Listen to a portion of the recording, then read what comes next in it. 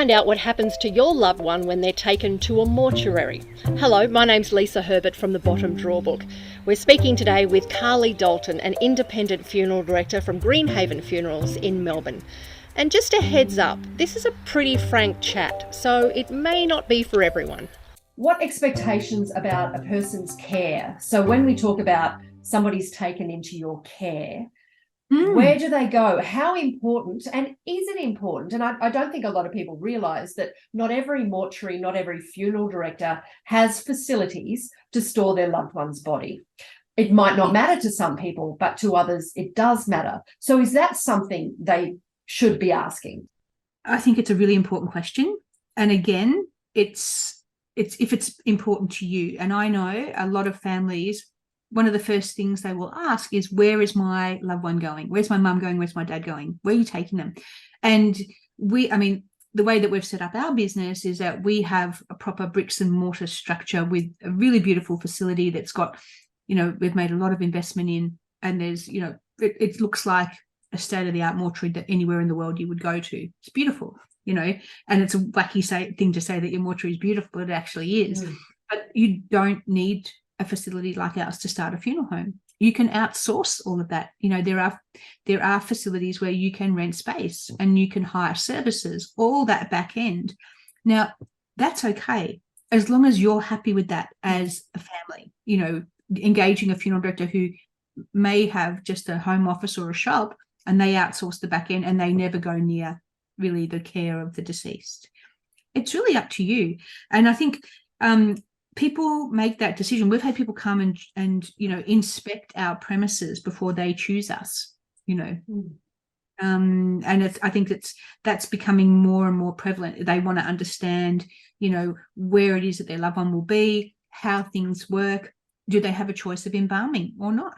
If they really feel strongly about no chemicals, is that possible?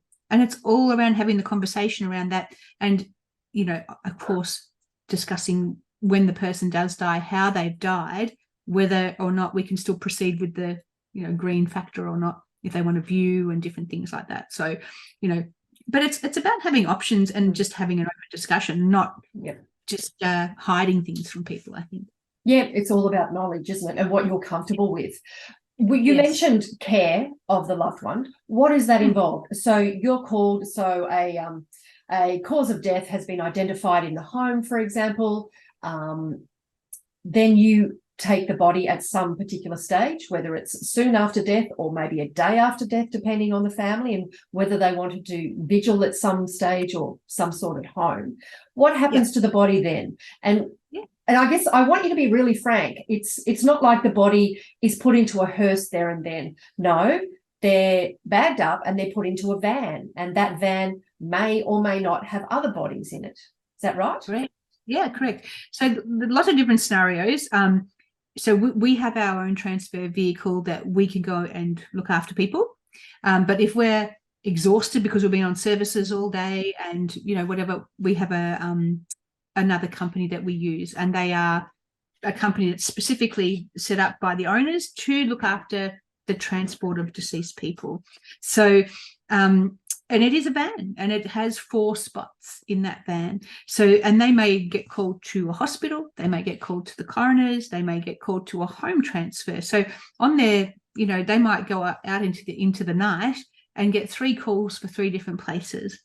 But what you will find is, the people that run this business and their staff are very experienced, highly trained, but more than that, they love this work. They really love this type of work, which is very hard to find sometimes, competency and passion, So they're very experienced at managing families who are really upset. They're very experienced at the manual handling side of things. So you can imagine you've got a deceased person and they have just passed away on the floor. They might have they might have had a heart attack on a couch. The paramedics have come, worked on them. It hasn't worked. They've passed away and they're on the floor. And that's where they stay until a funeral director is engaged. So, and they could be a small person. They could be a 200-kilo person. You need someone with the expertise to be able to gently and with respect and dignity take that person from the floor onto a stretcher and get them into a position where their family can say goodbye before they go off to the funeral director.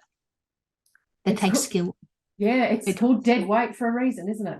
Yes, that's right. And people, it's one of the comments that I love is, oh, someone's got to do it. But you know what? You better hope that someone actually loves their job and takes a lot of care in what they do and actually loves working with the families and being very kind and respectful to them as well. So there are people who love this sort of work, and you just better hope that that person is looking after your loved one. So well, yes, and I hope to explore how to find that right person. And I guess a lot of it, as we've discussed, is not only shopping around, but getting that gut feeling, meeting those people, which brings us to another point, is that takes time. So if Auntie Mary dies at 7 p.m, what happens then? What do you suggest a family does? So I guess it's difficult, because if you're in a nursing home situation and there's your loved one's been palliative, perhaps the nurses may say, well, have you made arrangements? Have you and yeah, like me 20 years ago with my dad, a nurse came to me and said, have you made arrangements? I'm like, what arrangements are they? I don't know. Goodness. And they said, you need a funeral director because your dad's going to die this week. I'm like, oh, right, okay, those arrangements. Right. And so I had to do that same thing. I had to go shopping around, but I didn't shop around. I got taken to a local funeral director who couldn't have been less interested. Same day, different person, just put them through the funnel. So I would say, if you do get given that message, have you made arrangements? Get on the internet, have a look, have a think what it is that you might like. If you don't even know where to start, just get on the phone, start talking. You're either going to find a funeral director that loves talking or someone that doesn't, and they don't want to give you any information. Maybe they're not the right person for you. Look on the website, look and see if they've got ideas, look and see if they've got pricing, because funerals are expensive. We all know that, but, just about finding someone that you can work with that meets your budget range as well, your budget, what you can spend. And look, you don't need to spend a lot of money to have something amazing, and be upfront about that. Just say, I don't have a lot of cash. So there could be things that the funeral director can do to help you. Like, there's lots of different ways. So I think it's about being brave enough to get on the phone and start ringing. Let's move now to while that person is in care. So Auntie Mary was collected overnight. She's now in that refrigerated unit. The funeral is going ahead for Auntie Mary. What happens to Auntie Mary? Yeah. So look, the first thing is, obviously, Auntie Mary's in our care. We would check on her, make sure, okay, that's Auntie Mary. We'll check her ID bracelet and go, that's her. And our morticians might look at her and go, they might make some initial assessments like, actually, Auntie Mary is a large lady. If anyone's arranging her funeral today, you will need an oversized coffin. Or, Auntie Mary has, some, it's been a while since she passed away. I don't know if you know that or the family knows, but she doesn't look in a great condition. So she will need embalming, or it may not be possible to view her, So they'll make an initial assessment based on what they see and hopefully pass that on to the arranger. But then the arranger will go and see the family, talk about what they would like. Meanwhile, Auntie Mary's in a cool refrigerated space, so not frozen. Like a lot of people go, they're in the freezer. They're not frozen. They're in a refrigerated storage area, which is 5 degrees, 4 degrees, 5 degrees. So they're kept really cool, and that stops them from deteriorating further. It doesn't prevent it altogether, but it just slows it down. So we get instructions from the family, we want to definitely see Auntie Mary. We don't want her embalmed. She used to have her hair in a mohawk or whatever it is that she did. We want these clothes, these lippy, blah, blah, blah, blah, blah, all the things. So we get instructions about what the family would like. And if they don't know, then we give them options. Do you discuss things like eye caps? Look, there are things that you wouldn't generally discuss unless it was brought up, because, sometimes deceased need eye caps and some don't. Some deceased are naturally amazingly beautiful and they just look fantastic, and all you need to do is wash their face and put moisturizer on and they look amazing. Others need a bit more help. It's like when you are alive. some people are naturally beautiful and others need a bit more help. So, it's not something you go into all the details, because what I've learned is not everyone wants to know all the details. Okay.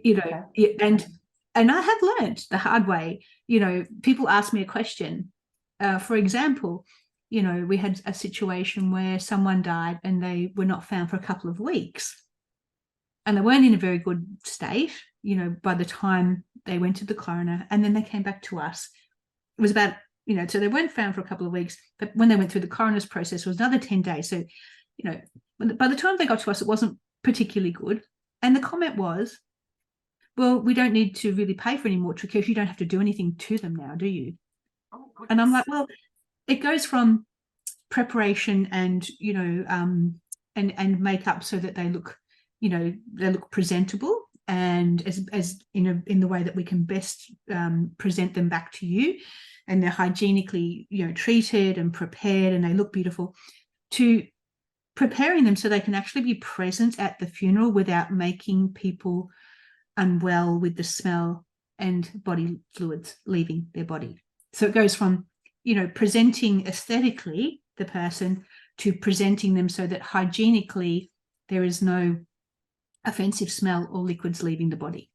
So, and I sort of had to say that to a client, well, it's a different sort of preparation. It will still take me 2 or 3 hours to do that, and it will still take me a lot of products in order to contain everything I need to contain, but it's no less effort. It's probably actually a bit more.